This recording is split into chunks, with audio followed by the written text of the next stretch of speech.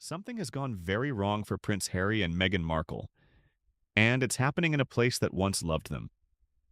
Australia, the same country that greeted them like rock stars, is now sending a message that Prince Harry and Meghan Markle have criticised an online petition ahead of their trip to Australia next month. Should not be taxpayer funded.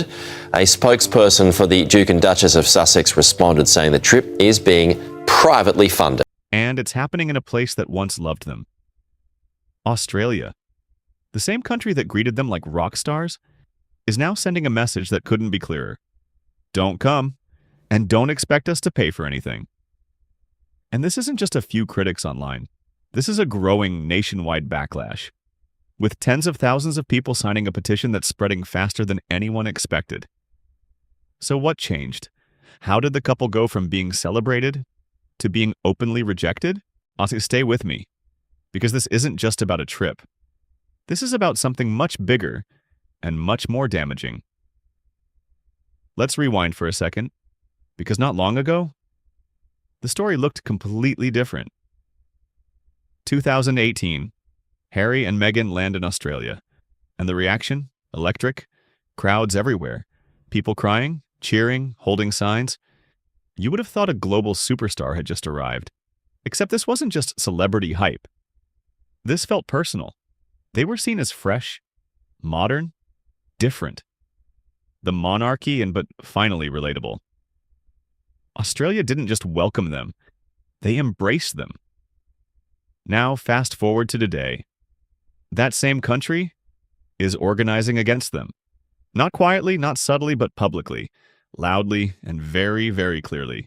A petition is gaining serious traction, demanding that not a single dollar of taxpayer money be used for their upcoming visit.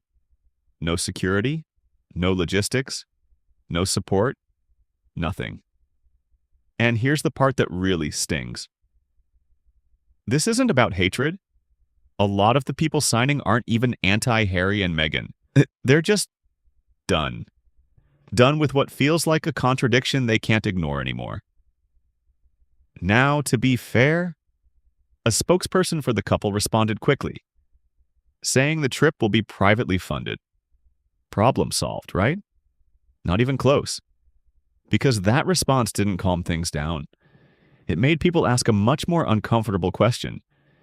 If this isn't an official visit, then what exactly is it?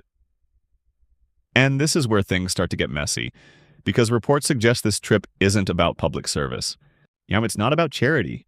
It's not about meeting communities. Instead, it's centered around private events, speaking engagements, exclusive gatherings, the kind where tickets aren't cheap, and access is limited, and suddenly, the entire tone of the visit shifts.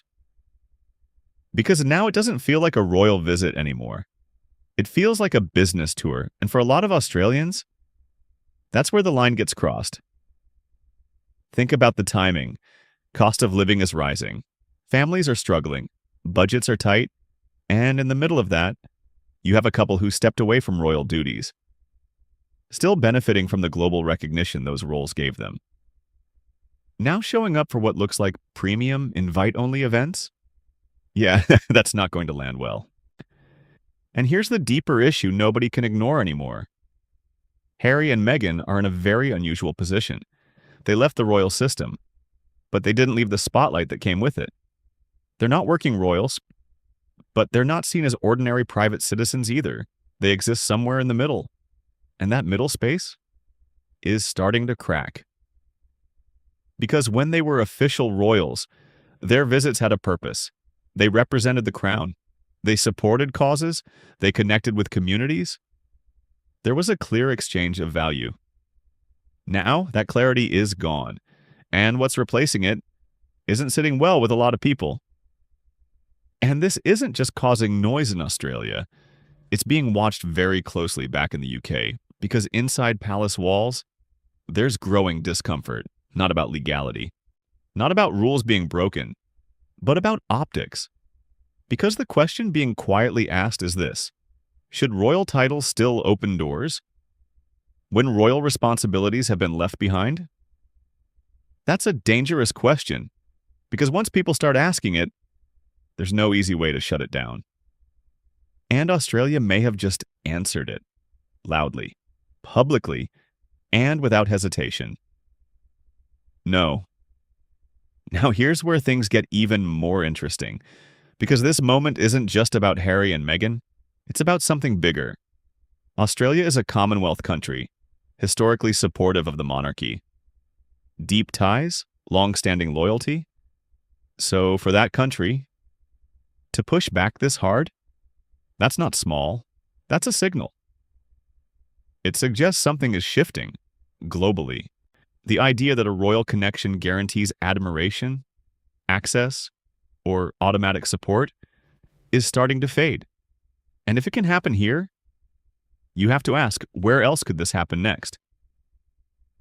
For Harry and Meghan, this puts them in a very uncomfortable position, because their entire post-royal identity depends on one key thing: relevance, attention, influence. But moments like this expose how fragile that balance really is. Because right now, they're being tested, not by the palace, but by the public. And the outcome of this trip is going to matter more than people think, because it's not just about whether the events go well, it's about perception. Do people see value? Or do they see branding? Do they see impact? Or do they see business? Because one thing is clear: this isn't just a petition anymore, it's a warning. So, what do you think? Is this a fair reaction from the public? Or has the backlash gone too far? Let me know in the comments, because this is one of those moments where opinion is completely divided.